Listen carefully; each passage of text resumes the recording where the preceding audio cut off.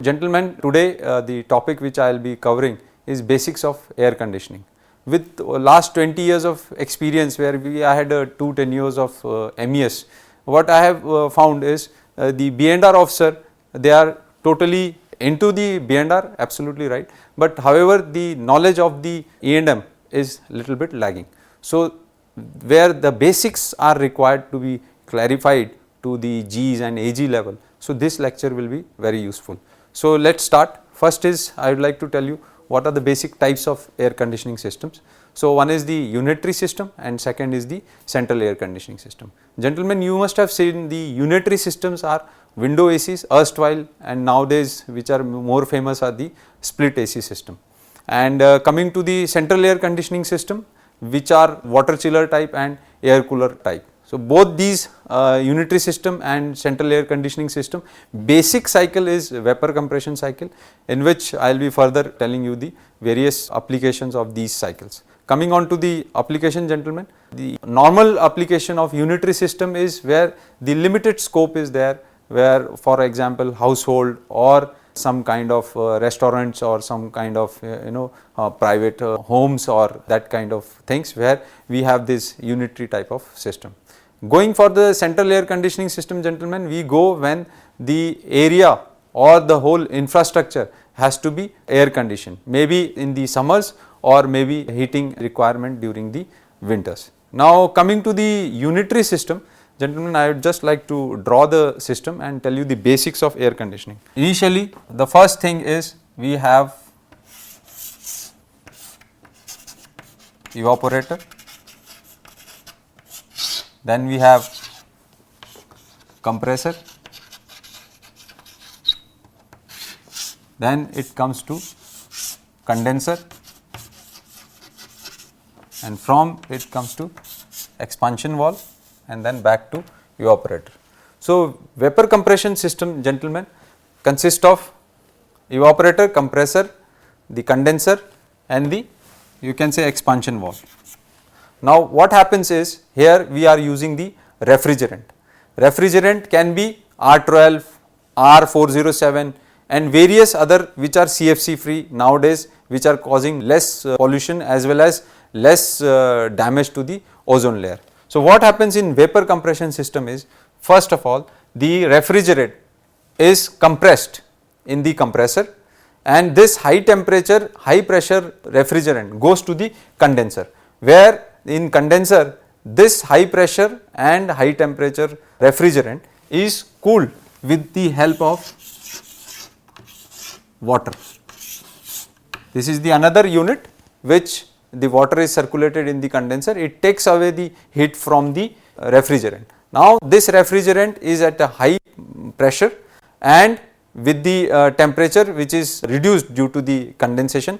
Now, it goes to the expansion valve. In expansion valve, this high pressure and low temperature is further reduced into the pressure, where the temperatures drops as well as the pressure drops. Now, this refrigerant enters into the evaporator. Gentlemen, this evaporator is the place where you see where the inside the home and other places where it absorbing the heat from the environment. So, in the evaporator, the refrigerant is now at low temperature, low pressure. What it does is it absorbs the heat from the room.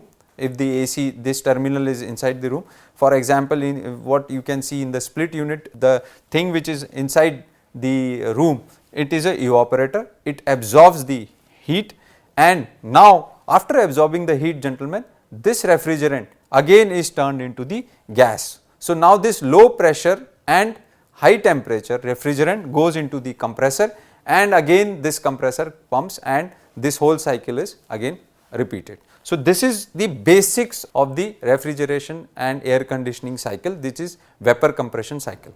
Now, this cycle is used in unitary system as well as into the central AC system. Now, coming on to the central AC system, gentlemen, I would like to explain it to you here only. What happens in central air conditioning system is, in unitary system, this complex is room.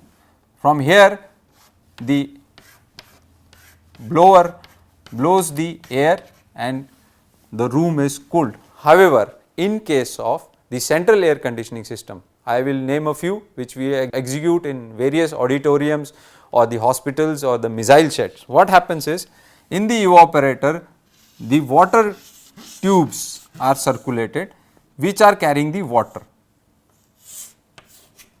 Now, this water, when it gets into the evaporator, it gets chilled, and this chilled water, it goes to the unit called AHU, that is air handling unit.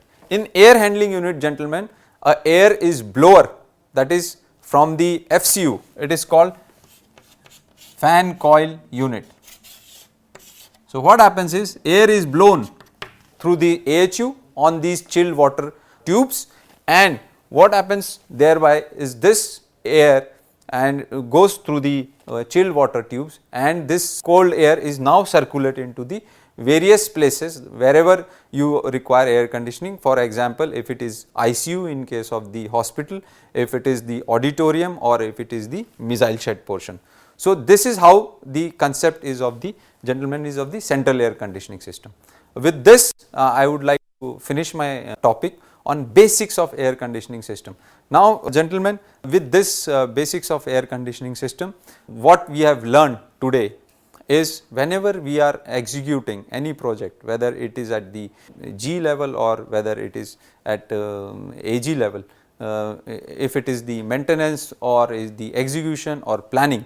So, what all things have to be kept in mind is, basically we should be able to come to some conclusion after knowing that which kind of system will be utilized in which kind of infrastructure. Thank you, gentlemen.